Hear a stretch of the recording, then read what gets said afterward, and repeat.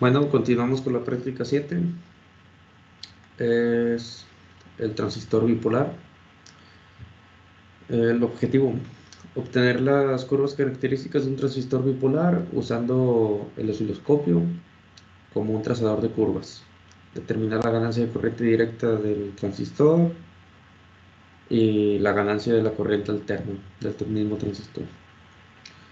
El material es una fuente rectificador de 1 ampere de 50 volts, un transistor 2N3904 o algo equivalente, una resistencia de 10 kilo ohms, resistencia que diga de 100 kilo ohms, una resistencia de 100 kilo de ohms, 100 ohms, una resistencia de 3.3 kilo ohms, transformador de 120 a 12 volts de corriente alterna a 1 ampere. El equipo: osciloscopio, multímetro digital, fuente de alimentación variable de 0 a 25 volts. Un poco de teoría. Las curvas características del transistor es un conjunto de curvas que representa la variación de corriente de colector con respecto al voltaje entre colector y emisor para un valor constante de corriente de base. La figura 1 dice que permite, por el lado del circuito base emisor, ajustar el valor de la corriente base. Por ejemplo, si la fuente se ajusta de tal modo que la caída de RB sea de 2 volts, entonces la corriente de base es de 20.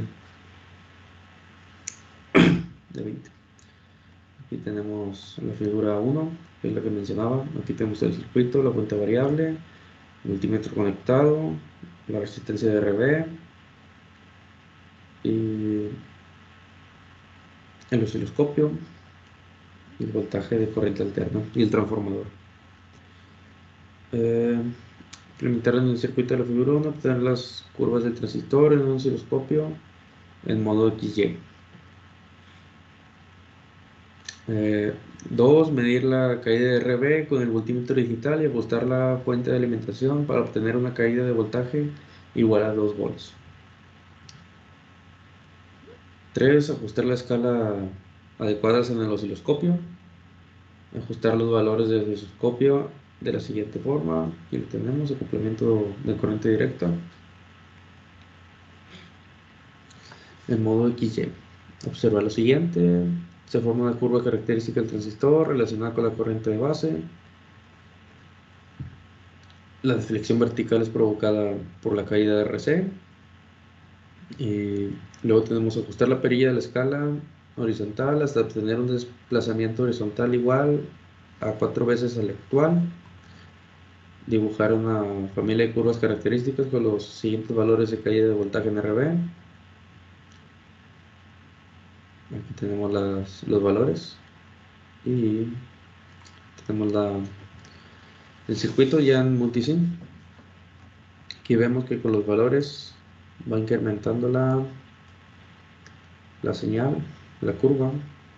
Aquí va con 60, aumenta un poco más, 80 sube, 100 sube más, 120, 140, 160. Como ven, va haciendo proporcionalmente lo que va subiendo.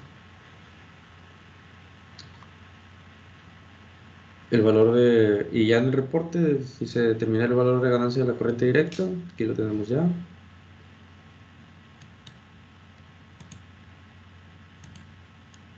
Determinar el valor de la ganancia de corriente alterna y determinar la misma familia de curvas. Están también. Y aquí tenemos el circuito. Se ve un poco mejor. El circuito hecho, el osciloscopio, nuestro multímetro.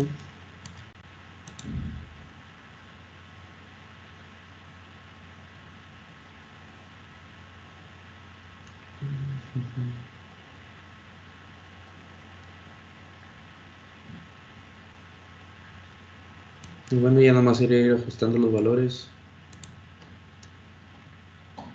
para que nos vayan dando las curvas que anteriormente vimos. Eso sería todo por esta práctica.